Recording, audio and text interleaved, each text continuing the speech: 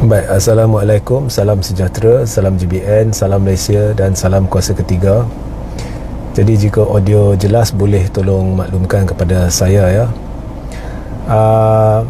Mesej saya hari ini sempena Hari Merdeka adalah jelas ya, iaitu kita perlu ingat kembali ya pengorbanan dan perjuangan nenek moyang ya, orang-orang terdahulu ya, yang sejak zaman Portugis lagi mentadbir negara bertapak di Melaka, banyak air mata dititis ya, darah tumpah, malah nyawa hilang kerana perjuangan, semangat perjuangan yang cekal di kalangan orang-orang terdahulu untuk memerdekakan bangsa dan komuniti masing-masing ya, daripada penjajahan, sebab tidak sesiapa suka dijajah ya.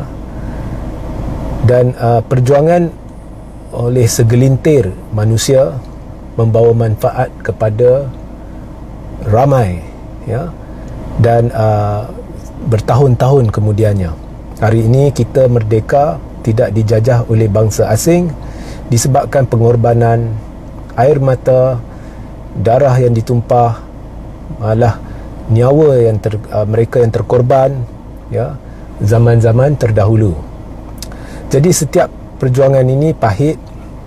Lazimnya orang yang memperjuangkan kebenaran sentiasa jadi mangsa kepada pihak-pihak yang rakus kuasa, yang ada kepentingan.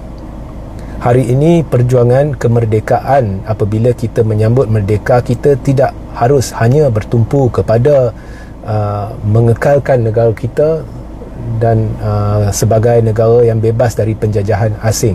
Kita tidak hanya perlu bergembira kerana kita bebas dari pengaruh asing.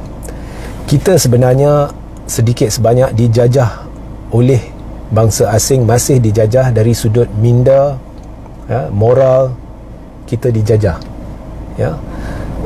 Hari ini kita lihat pelbagai unsur-unsur tidak sihat sedang meresap masuk ke dalam negara kita, dan ianya bertentangan dengan budaya, malah agama Islam yang merupakan agama persekutuan, dan juga mereka yang menganut agama Islam ni majoriti di Malaysia.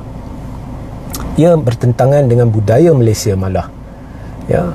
Hari ini kita sudah ada kumpulan-kumpulan LGBT ataupun kumpulan-kumpulan pro-LGBT dialu-alukan oleh kerajaan, dan ini bukannya satu rekaan.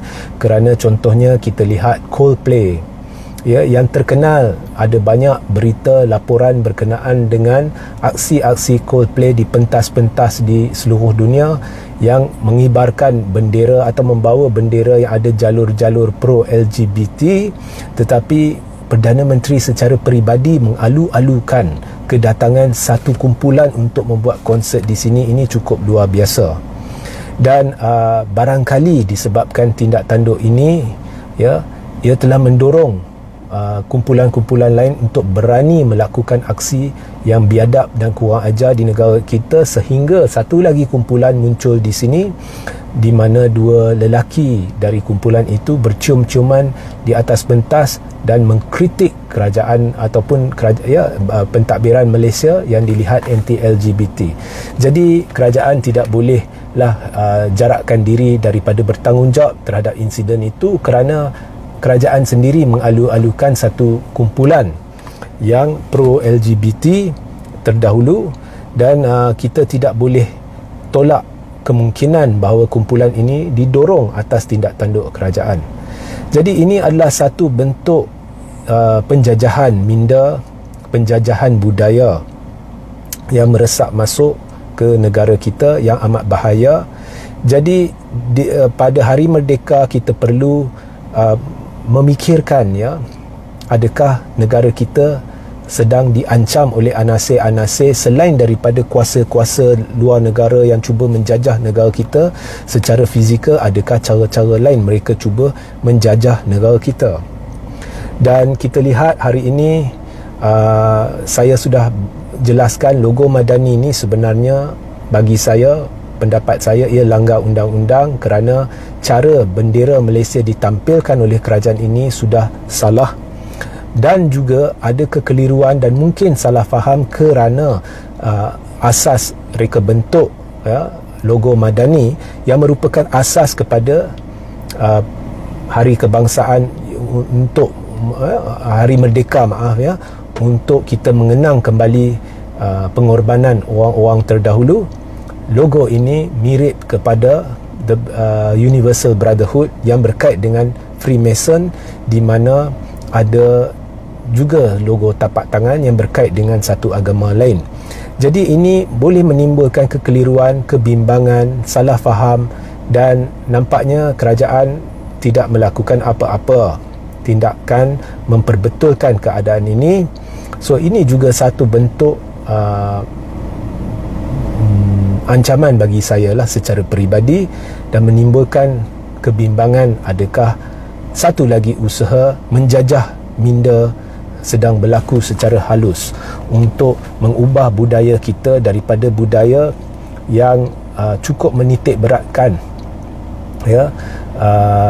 prinsip kedaulatan undang-undang, keluhuran perlembagaan, kita yang menyanjung pengorbanan mereka-mereka terdahulu, dengan satu budaya baru di mana kita menghina bendera kita sendiri, dan kita tidak menitik beratkan perlunya kita menjarakkan diri daripada anasir-anasir yang mungkin menyamakan agama Islam dengan agama lain. So kita perlu berhati-hati, dan pada masa ini kita lihat kerajaan sedang melakukan banyak tindakan untuk mengekang kebebasan bersuara, dan ini memang cukup jelas, dan kerajaan ini telah secara tidak langsung menghalang kritikan daripada anda semua untuk bersuara menegakkan kebenaran. Dan ini sebenarnya satu bentuk penjajahan, iaitu penjajahan diktatorship. Jadi sempena Hari Merdeka ini, perjuangan kita belum selesai. Itulah mesej saya. Perjuangan kita perlu, dalam memperjuangkan kebenaran, kita perlu mengimbas sekali pengorbanan mereka yang terdahulu, dan sedar bahawa tidak ada perjuangan kebenaran yang mudah. Ianya semestinya ada titisan air mata, ada pengorbanan, harap-harap tidak ada sampai pertumpahan darah, kehilangan nyawa, tetapi semestinya ada kepedihan.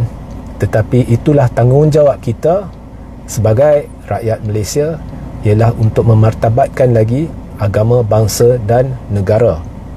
Seringkali kita jumpa orang, dia berkata ini memang patut dilakukan, tetapi mereka sendiri enggan lakukan kerana takut. Biar orang lain yang buat. So kita perlu ubah sikap ini. Kita perlu bersuara sebagai bangsa Malaysia, menegakkan kebenaran dan mengusir anasir yang merosakkan akhlak, budaya, malah ketenteraman di negara ini.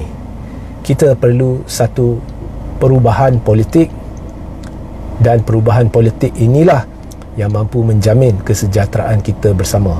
Sehingga kita berjumpa di lain masa. Assalamualaikum, salam sejahtera, salam GBN, salam Malaysia, salam kuasa ketiga.